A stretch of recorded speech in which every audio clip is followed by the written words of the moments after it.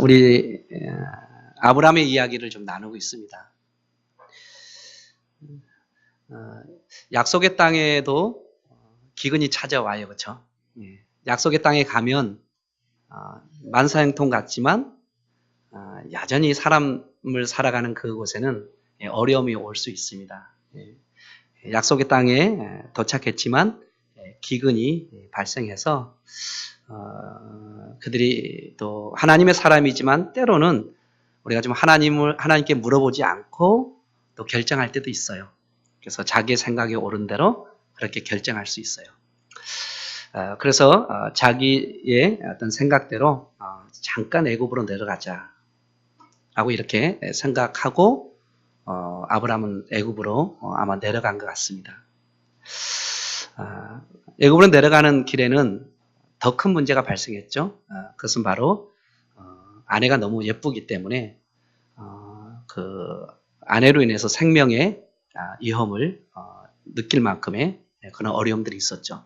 그래서 누이라고 이렇게 거짓말하는 세상의 문화를 따라 세상의 문화의 방법으로 그 자기의 문제를 해결하려고 했던 아브라함의 모습을 우리가 나눴죠. 그래서 하나님께서 결국 도와주셔서 생명도 보존하고 또 많은 또 소유도 얻고 결국 창세기 13장 우리 3절과 4절에 의하면 다시 베델로 이렇게 돌아오게 됐습니다. 아브라함의 실수에도 불구하고 하나님 도와주셨죠. 그리고 많은 재산을 얻게 됐고 그리고 다시 베델로 올라왔습니다. 그러면 좀 또 잘 될 것 같지만 또 순간순간 문제들이 와요. 그래서 또 문제가 찾아옵니다. 이번에 문제는 뭐냐면 소유입니다. 소유. 우리 6절에 보면 그 땅에 그들이 동거하기에 넉넉하지 못하니 이는 그들의 소유가 많아 동거할 수 없었습니다. 아브라함과 조카 롯이 함께 생활하기에 비좁은 땅이 되어졌다는 것입니다. 뭐로 인해서요? 소유로 인해서, 재산의 축적으로 인해서 같이 생활하기가 불편함에 이르렀다는 것입니다. 여러분 2절에 보면 13장 2절에 보면 아브라함 가축과 은과 금이 풍부하였더라. 아마 애굽에서 그 아내의 몸값으로 얻은 그런 것과 함께 또 하나님이 축복해 주셔서 많은 그런 가축이 번식되어지고 또 번성케 되어진 것 같습니다. 소유가 많이 일어났다라고 이렇게 말하고 있죠. 그리고 함께 그 동행했던 조카 롯도 우리 5절에 보면 롯도 양과 소와 장막이 있었다. 이 말은 뭐냐면 롯도가 당첨됐다라는 뜻이죠, 그렇죠? 그래서 롯도 그 가축이 풍부해졌다 이런 뜻이죠, 그렇죠? 그래서 아브람도 이렇게 가축이 풍부해졌고 롯도 대박 맞았다 이렇게 뜻이죠, 그렇죠? 그러다 보니까 이 두 사람이 뭐예요? 소유가 많아진 것입니다. 여러분 소유가 많아지면 행복해져야 되잖아요. 근데 이 소유로 인해서 뭡니까? 다툼이 일어난 것입니다. 다툼. 여러분 이 다툼이라는 이 단어는 그 말싸움, 그 아브라함의 그 가축을 치는 목자들과 롯의 가축을 치는 목자들 사이에 이 말다툼이 일어났을 뿐만 아니라 이 말다툼을 넘어서서 때로는 뭐예요? 폭력까지 이렇게 일어나는 이 단어가 바로 다툼이라는 단어입니다. 이렇게 다툼이 일어난 것입니다. 이 다툼은 분명한 것은 무엇입니까? 소유 때문이죠. 자신들이 가지고 있는 소유, 이 재산의 축적, 이것이 바로 그들에게 다툼이 일어나는 원인이었다는 것이죠. 다시 말해서 서로 불편하다는 것입니다. 이제 불편하다. 불편함이 어디서 와요? 이해하거나 양보하지 않기 때문에 오잖아요. 이 불편함이 어디서 와요? 사실 인간 속에 있는 욕심의 본능에서부터 출발하잖아요. 결국 먼저라는 것입니다. 먼저. 우리가 먼저 이 목초지를 차지했는데 삼촌이 늦게 왔잖아. 이 물, 우리 가축에게 먹을 물이 우리가 먼저 왔는데 조카 자기가 늦게 왔잖아. 이렇게 항상 뭐예요? 자신이 먼저 하는 거예요. 왜요? 인간에게 있는 욕심 때문에요. 욕심. 전에는 어쩌면 양보할 수도 있고 이해할 수도 있고 함께 할 수도 있는데 이 재산의 축적이 결국 인간에 있는 무엇을 깨우냐면 욕심을 건드는 것입니다. 이 욕심이 잉태하니까 결국 뭐예요? 서로 불편해지는 것입니다. 그리고 항상 내가 먼저라는 것입니다. 내가 먼저. 그리고 이 욕심은 절대 손해를 보려고 하지 않습니다. 욕심은 손해 보려고 하지 않는 것이죠. 그들에게 있는 이 재산의 축적이 자신에게 있는 욕심의 본성을 깨운 것입니다. 그래서 이제는 불편해진 것입니다. 그리고 더 많은 재산을 축적하고자 하는 그 마음이 작동하는 것입니다. 잠언 17장 1절은 뭐라고 얘기합니까? 마른 떡 한 조각만 있어도 화목하는 것이 제육이 집에 가득하고도 다투는 것보다 나으니라 라고 이렇게 말하죠. 일부 예배 때도 얘기했지만 가끔 저는 초등학교 때로 돌아가고 싶어요. 감자 먹고 범벅 먹고 조판 먹고 할 때가 좋은 것 같아요. 마을에서 크게 싸우지 않았어요. 땅 1평 갖고 안 싸웁니다. 그래 형님 씁서 이렇게 하죠. 근데 이 IMF 이후에 이 재산의 축적이 결국 뭐예요? 결국 욕심을 자극시키고 이제는 절대 양보 없습니다. 정이 그만큼 사라져가는 시대에 살고 있는 것 같아요. 전에는 제가 유교 집안이기 때문에 제사를 하면 밤 12시쯤에 제사하거든요. 끝나면 1시쯤 돼요. 그러면 1시에 마을 사람 어른들, 할머니 혼자 사시는 어른들 다 제사 음식을 나눴어요. 그것이 힘들었어요. 걸어서 다 나눠주는 나누는 정의 문화였죠. 아마 아브라함과 롯도 사실은 처음에는 불편하지 않았을 것입니다. 그러나 재산이 축적되어지고 자신에게 있는 그 욕심의 본능을 건드리니까 이젠 서로가 불편하다는 것입니다. 그리고 그 욕심이 결국 또 다른 욕심을 위해서 달려가는 것입니다. 그리고 투쟁하는 거고 싸우는 것입니다.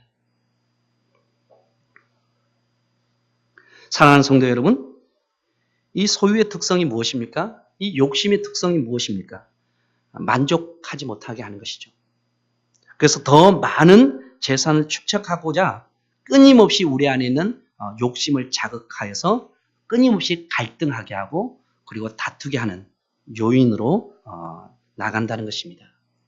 바로 아브라함의 그 가축을 치는 목자들과 롯의 가축을 치는 이 목자들 사이의 갈등이 바로 그 뒤에서부터 출발하는 것이죠.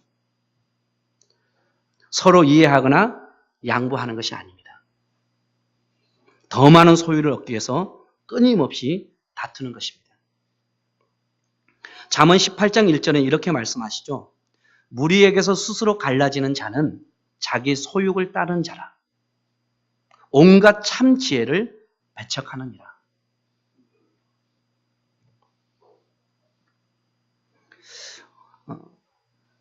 우리 창세기 12장 4절에 재미있는 말씀이 있어요. 여러분 창세기 12장 4절에 말씀 보면 아브라함이 여호와의 말씀을 따라 갔습니다. 아브라함은 하나님의 말씀을 따라 갈대아우르를 떠나 하란을 떠나 어디로 갔습니까? 약속의 땅 가나안 땅을 향해서 갔습니다. 이때 누구도 함께 했습니까? 롯도 함께 했습니다. 롯은 하나님의 약속의 말씀을 따라 함께 한 것이 아니라 누구를 따라 함께 갔을까요? 삼촌을 따라 갔을 것입니다. 삼촌을 따라. 4절을 보십시오. 아브라함이 여호와의 말씀을 따라 갔고 롯도 그와 함께 갔으며 바로 삼촌을 따라 갔다는 것입니다. 그리고 늘 아브라함과 동행했습니다. 5절에 말하는 같이 일행이라고 했죠. 일행. 함께 했습니다. 함께하는 이 일행 속에서 결국 뭐가 존재하고 있었냐면 불편함이 씨앗이 존재하고 있었다는 것입니다. 어떤 사람은 함께 하는 것이 좋을 수 있지만 어떤 사람은 동행이 불편할 수 있습니다. 예수님과 가룟 유다가 그랬고 1차 선교 여행을 떠났던 바울과 마가가 그랬습니다. 동행이 진정 하나님 안에서 서로가 이해되어지고 양보되어지고 또 함께하지 않을 때, 욕심이 생길 때 그 동행은 불편함이 생길 수 있는 것입니다. 바로 그들의 욕심을 자극하자, 노색에 있는 그 욕심을 자극시키자 결국 이렇게 불편함이 드러나는 것입니다. 소유를 쫓아가고자 하는 그런 마음이 생기는 것입니다. 결국 이 자기의 소욕을 따르는 자, 자기의 욕심을 따를 때 결국은 스스로 갈라지게 되어지고 하나님으로부터 참된 지혜를 배척하게 되는 결과를 가져온다라고 잠언 18장 1절은 말하고 있는 것입니다. 이런 갈등 속에서 아브라함이 한 가지 제안을 합니다. 18절에서부터 13절까지 조카 롯에게 제안하죠. 제안하는 것이 무엇입니까? 8절 끝에 보니까 서로 다투게 하지 말자는 것입니다. 조카, 서로 싸우면 안 되지 않나? 다투지 말자. 왜냐하면 우리는 한 형제라는 것입니다. 한 형제. 여러분, 여기서 한 형제라는 것은 우리가 두 가지로 이해할 수 있어요. 하나는 뭐예요? 삼촌과 조카 사이의 친척 관계라는 뜻을 갖고 있죠. 그건 맞죠. 삼촌이고 조카고 친척입니다. 좁은 뜻으로는 형제라는 것입니다. 형제. 너나 나나 형제 아니냐. 또 하나는 무엇입니까? 아브라함은 하나님의 말씀을 따라 나왔지만 롯은 뭐예요? 삼촌을 따라 나왔잖아요. 그러나 아브라함이 볼 때 조카 롯은 동일한 자기와 영적인 순례자의 한 가족이라고 생각했던 것이죠. 하나의 신앙 공동체의 한 식구. 진정한 서로 친척이지만 또 하나는 무엇입니까? 영적인 순례자를 함께하는 하나의 동력자로 본 것이죠. 이런 동력자끼리 이런 공동체 안에서 싸움이 발생하는 것이 바람직하지 않다는 것입니다. 가족 안에서 특별히 재산 놓고 싸우는 것이 바람직하지 않다는 것입니다. 공동체 안에서 서로의 욕심을 갖고 싸우는 것이 바람직하지 않다는 것입니다.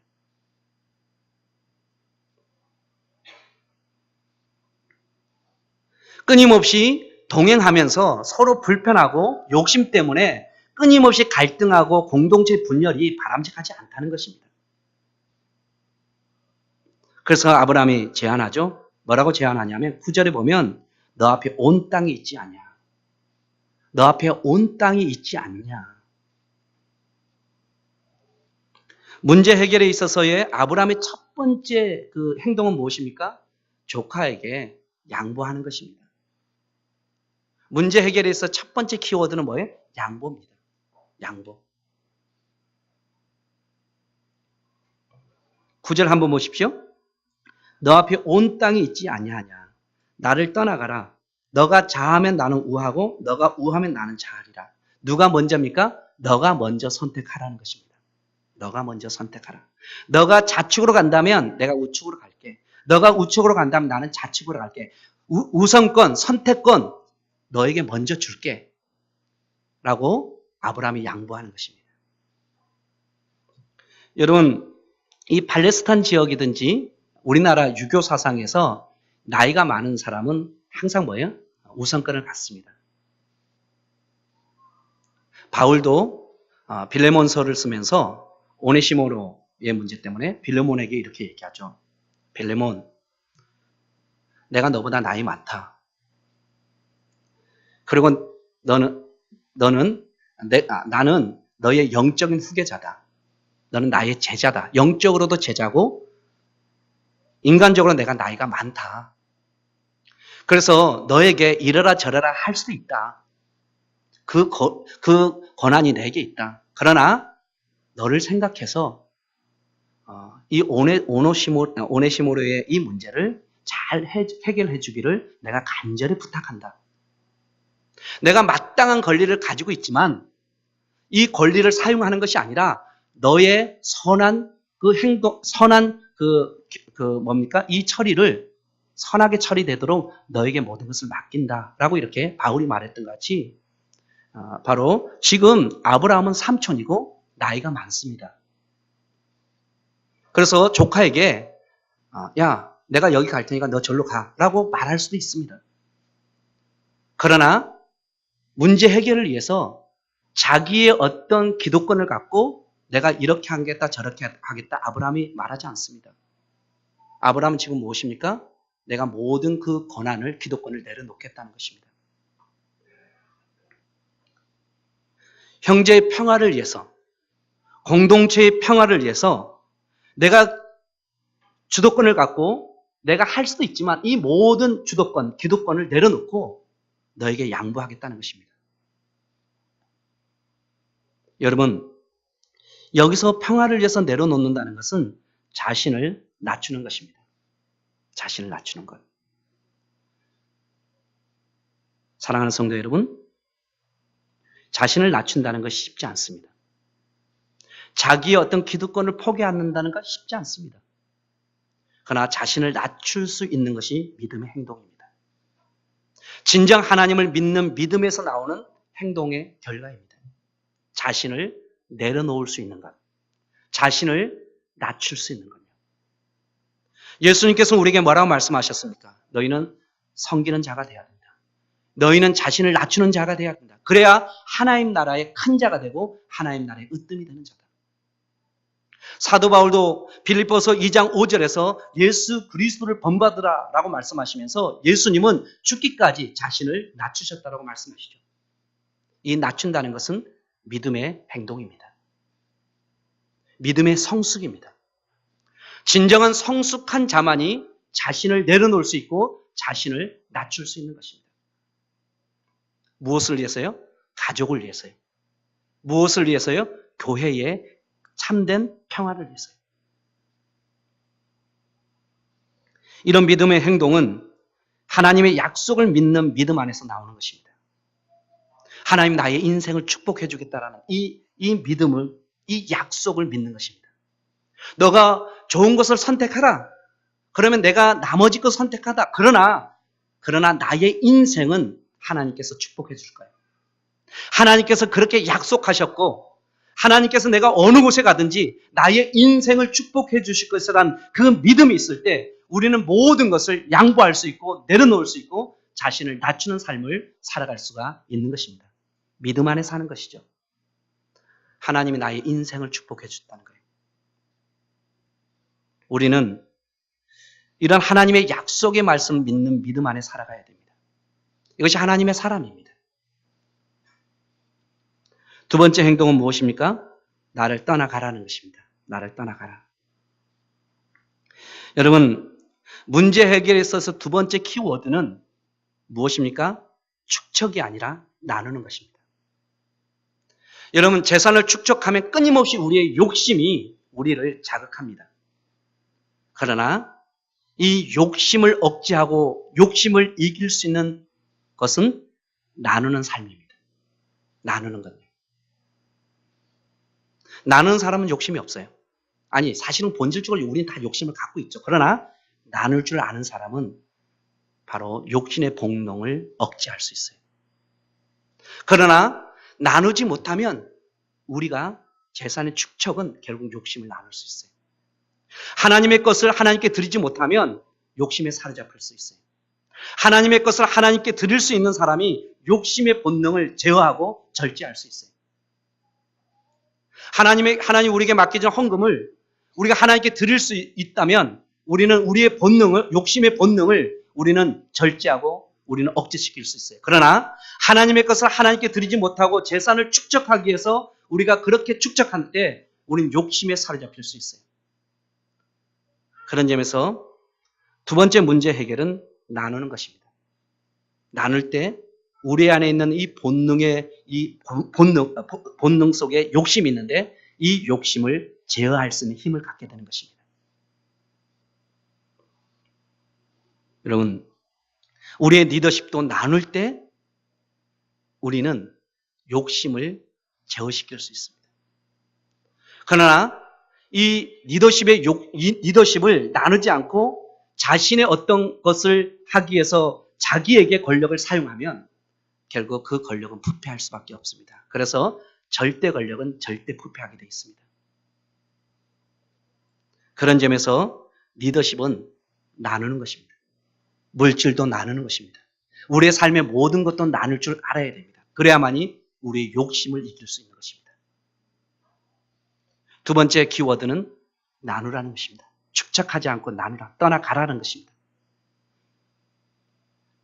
이런 제안에 롯은 이제 10절에 요단 지역을 바라봅니다. 이제 눈을 들어 바라보죠. 바라보는데 여러분 무엇을 바라보겠습니까? 사막을 바라보겠습니까? 목초지를 바라보겠습니까? 저는 몽골의 추억이 그렇게 좋지 않아요. 한번 딱 갔었는데 얼마나 고생했는지 몰라요. 얼마나 고생했는지 몰라요. 근데 고생 속에서 간간히 저의 마음을 흡족해 하는 것이 있어요. 뭐냐면 물이 보일 때요. 물이 보일 때. 물이 보이니까 왜 그렇게 마음이 넉넉해요? 여기 여러분 목초지를 치는데 어디에 선택하겠어요? 물이 있는데 선택하지 않겠어요? 막 그냥 뭐 사막은 아닙니다. 사막은 아니고 그 다 오름으로 확 했는데 물이 없으니까 별 안 좋더라고요. 그냥 물이 조금이라도 흘러가면 마음이 그렇게 넉넉한지 모르겠어요. 아마 롯도 똑같은 것 같아요. 10절 보면 온 땅에 물이 넉넉하니 온 땅에 물이 넉넉하다. 그리고 10절 끝에 보니까 여호와의 동산 같고 애굽 땅과 같았더라. 애굽하면 그 문화의 중심 아니겠습니까? 그렇죠? 그 당시의 문화, 찬란한 문화의 어떤 모습들. 그 다음에 여호와의 동산 같았다는 것은 에덴 동산 같다라는 뜻이 아니겠습니까? 그렇죠? 그렇게 보이는 것을 롯은 선택합니다. 보는 것이 중요합니다, 여러분. 무엇을 보는가는 중요해요. 여러분, 아담과 하와는 무엇을 보았을까요? 하나님의 아름다움만을 보았습니다. 그러다가 뱀으로 가장한 사탄이 하와와 아담에게 접근했죠. 그래서 하나님의 만드신 아름다운 것을 보면서 그 속에서 하나님을 찬양하며 살아가던 아담과 하와에게 또 다른 것을 보여줘요. 무엇을 보여줍니까? 중앙에 있는 나무요. 그 나무를 보니까 뭐예요? 먹음직도 하고 보암직도 하고 지혜롭게 할 만큼 탐스러운 나무인지라. 그래서 계속 보는 것을 따라가게 되어 있습니다. 여러분, TV 광고 있잖아요. 자꾸 보다 보면 사고 싶은 마음으로 우리를 자극시킵니다. 우리 보는 것은 중요해요. 여러분, 어떤 사람을 보느냐에 따라서 그 사람을 닮아가고자 해요. 보는 것이 중요합니다. 근데 보는 것이 다 믿을만 하냐? 우리가 보는 것을 다 믿을만 하냐? 그렇게 다 믿을만 하지 않다라고 칼빈은 얘기합니다. 여러분, 우리의 선택의 기준에 있어서 우리는 이 기준을 어디에 놓습니까? 가치에 놓습니다. 우리는 진짜 하나님을 믿는 하나님의 자녀라고 하지만 우리의 가치가 어디에 물들어 있으면 세속적 가치에 물들어 있으면 아무리 기도하고 말씀 보더라도 세속적 가치를 따라가게 돼 있어요. 왜냐하면 우리를 움직이는 진정한 원동력은 하나님의 말씀이 아니라니까요. 우리를 움직이는 진정한 원동력은 힘은 세상적 가치라니까요. 세속적 가치요. 왜냐하면 우리가 보는 것에 길들여 있기 때문에 우리는 어떤 선택의 기준에 있어서 하나님께 나와서 기도하고 하나님의 말씀을 보지만 우리를 지배하는 것은 하나님의 말씀과 기도가 아니라 세상적 가치이기 때문에 결국 결정은 세상적 가치를 따라가게 돼 있습니다. 아무리 기도해 보십시오. 아무리 말씀을 봐보십시오. 그건 하나의 행식이고 그것은 생명력이 없습니다.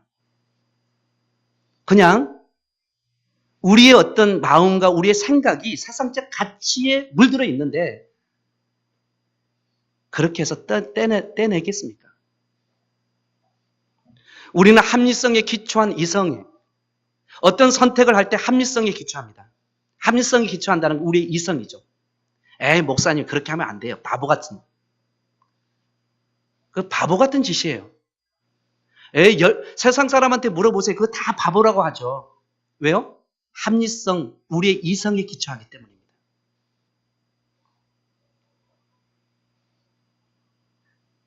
선택의 기준에서 세속적 가치냐? 합리성에 기초한 이성이냐? 아니면 진정 하나님의 말씀이냐? 하나님의 약속의 말씀이냐? 세상이 뭐라 하더라도 나는 이 하나님의 약속의 말씀을 의지하며 이 말씀을 따라가겠다라고 결정하며 선택하느냐? 다르죠. 보는 것을 따라가게 돼 있습니다. 보는 것이 중요하잖아요. 그래서 요즘 브랜드 상품화 시키잖아요. 요즘 전부 다 상품화 시켜요. 이미지화. 그 내용은 중요하지 않습니다. 이미지, 브랜드, 가치 이런 것을 따라가잖아요. 그래서 우리는 30초, 15초짜리 그 광고가 중요한 것입니다. 그것이 결정되어지기 때문에. 그래서 모든 이 기업은 이 15초의 광고에 목숨을 거는 것입니다. 왜요? 그것을 따라가게 돼 있기 때문에 그렇습니다. 사랑하는 성도 여러분, 보기 좋은 떡은 먹기도 좋을까요? 보기 좋은 떡 먹기도 좋겠죠, 그렇죠? 결국 롯은 그 지역의 도시 소돔으로 장막을 옮깁니다. 왜요? 보기에 좋은 떡이기 때문에요. 그리고 합리성과 인간의 이성에 기초하기 때문에. 그리고요, 세속적 가치의 기준을 두기 때문에요. 보이는 것을 따라갑니다. 근데 성경은 재밌어요. 13절은 우리는 보는 나레이터라 하죠. 우리 연극할 때 이렇게 해설자가 읽어주잖아요. 그렇죠? 이것이 무슨 내용이다 읽어주잖아요. 13절이 그거예요. 뭐라고 얘기합니까? 소돔 사람은 그 롯이 소돔을 선택했는데 소돔 사람은 여호와 앞에 악하며 큰 죄인이었더라. 뭐가 일어날 것 같죠, 그렇죠? 예, 보이는 것을 따라갔지만 그 보이는 곳에 그 보이는 것을 움직이는 것은 뭐다? 악한 것이다 라고 얘기하고 있죠.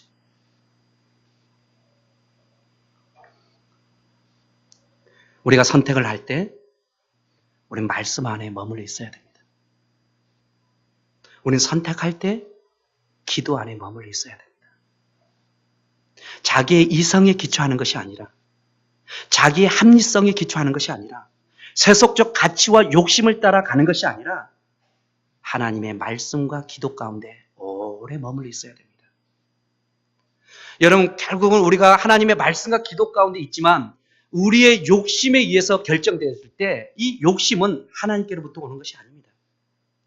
이것이 바로 우리의 욕심에서부터 오는 것인지 끊임없이 하나님의 말씀을 통해서 자기를 복종하는 그런 시간들이 필요합니다. 우리는 대개 자기의 욕심이 마침 하나님의 뜻이라고 생각할 때가 있어요.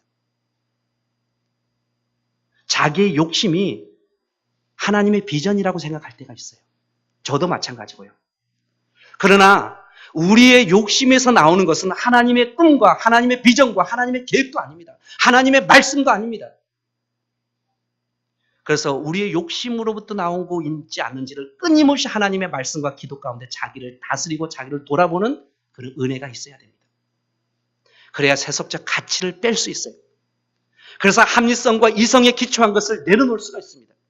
그래서 진정 하나님의 말씀, 생명의 말씀을 붙잡는 은혜가 있는 것입니다. 하나님의 말씀은 살리는 것입니다. 하나님의 말씀은 분열이 아닙니다. 하나님의 말씀은 세우는 것이며 그리고 이루어가는 것이며 그리고 아름다운 것이며 선한 것입니다.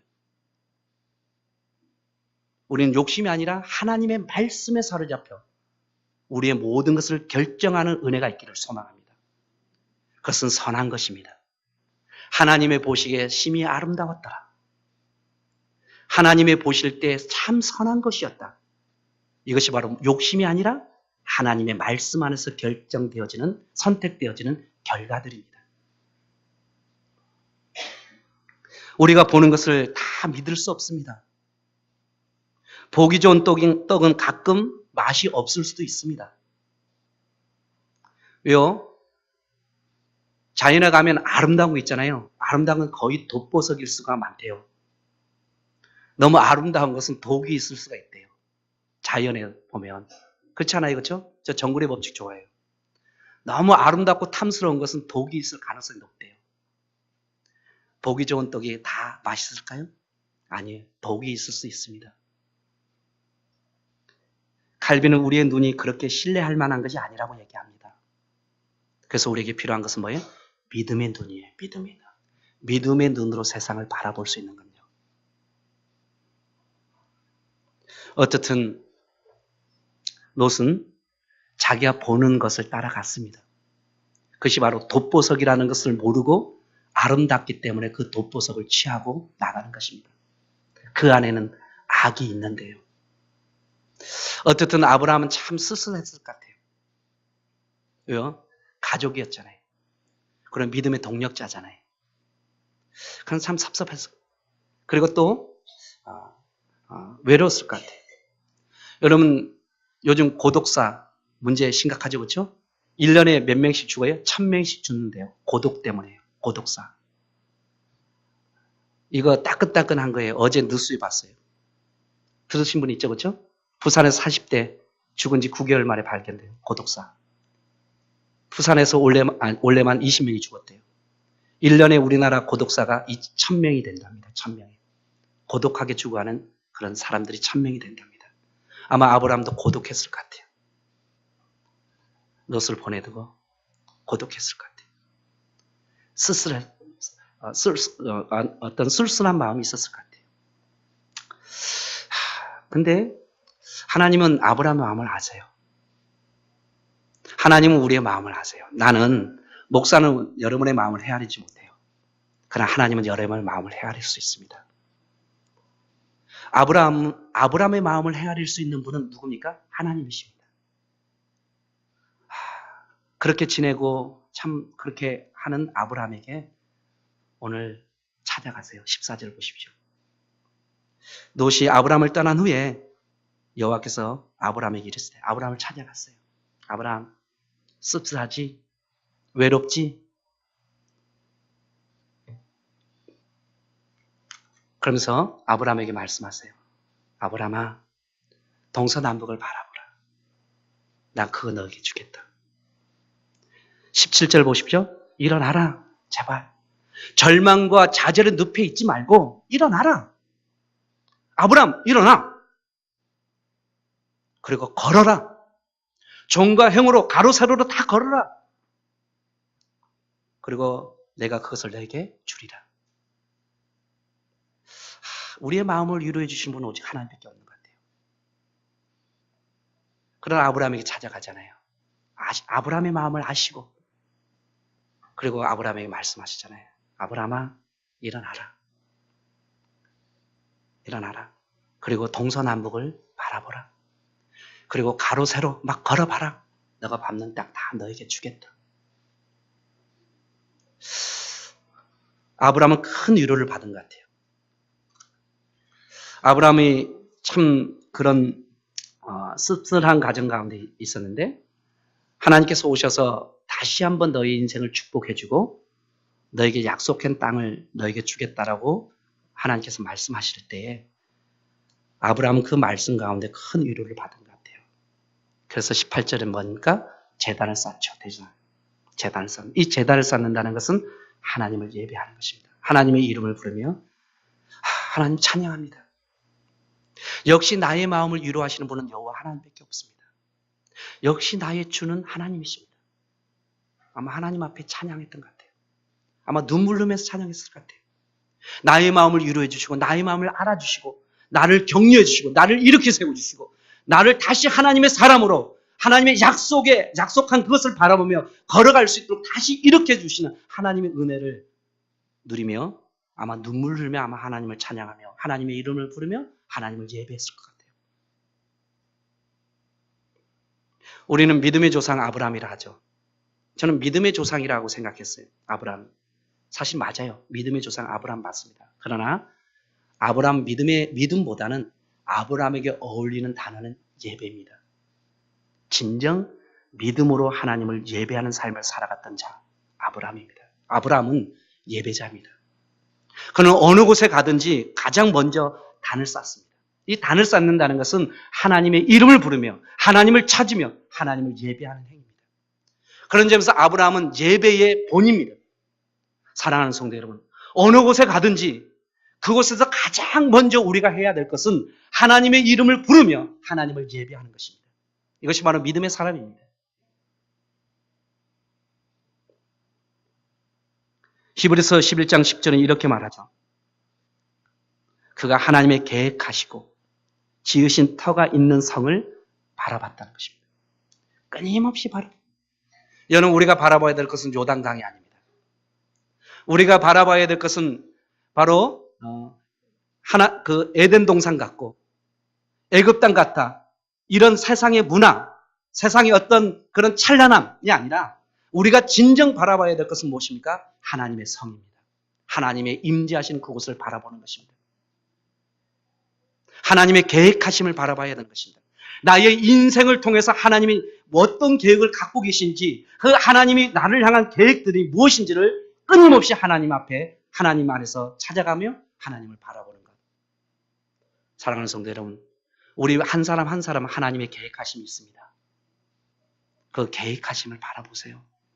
내가 이 땅에서 그 사막과 같고 목초지가 없고 배고프고 기근 때문에 참으로 내가 이런 것을 바라보는 것이 아니라 나를 향한 하나님의 계획요, 나의 인생을 통해서 하나님이 하시고자 하는 계획요.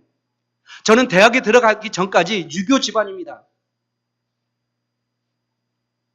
저는 아무런 소망이 없었습니다. 그러나 예수 그리스도를 인격적으로 만나고 이제 예수 그리스도 안에서 나를 향한 하나님의 계획하심이 보이는 것입니다. 제가 목사가 됐다고 해서 특별한 것이 아니라 하나님의 일을 하는 사람으로 살아가는 건요. 하나님의 사람, 하나님의 사역을 하는 자로 살아가는 그 삶 그 자체요. 그 자체로 나의 인생을 하나님이 바뀌신 것입니다. 진정한 가치는 어디에 있습니까, 여러분? 진정한 가치는 하나님의 약속 안에 있습니다. 골로새서 2장 3절에 이렇게 얘기하죠. 그 안에, 그리스도 안에죠. 그리스도 안에 지혜와 지식의 모든 보화가 감추어져 있느니라. 진정한 지혜와 진정한 지식의 보화가 어디에 있습니까? 그리스도 안에 있습니다. 예수 그리스도 안에 진정한 지식과 진정한 지혜의 보화가 있습니다. 빌립보서 3장은 바울은 그렇게 하잖아요. 그런 대통령이 되고 싶어 했습니다. 그러나 그 모든 것을 배설물로 여겼어요. 왜요? 그리스도 안에서 자신이 발견되어지기 위하며. 사랑하는 성도 여러분, 우리의 직분이 몸은 어떻고 우리가 어떠면 어떻습니까? 가장 중요한 것은 우리가 그리스도 안에 있는데요. 가장 중요한 것은 그리스도 안에 있는 하나님의 보화를 가진 자인데요. 가장 중요한 것은 그리스도 안에 있다는 것, 생명 안에 있다는 것, 하나님의 자녀라는 것, 이것만큼 가치로운 일이 어디 있습니까? 저는 이 가치를 그리스도 안에서 발견하기를 소망합니다.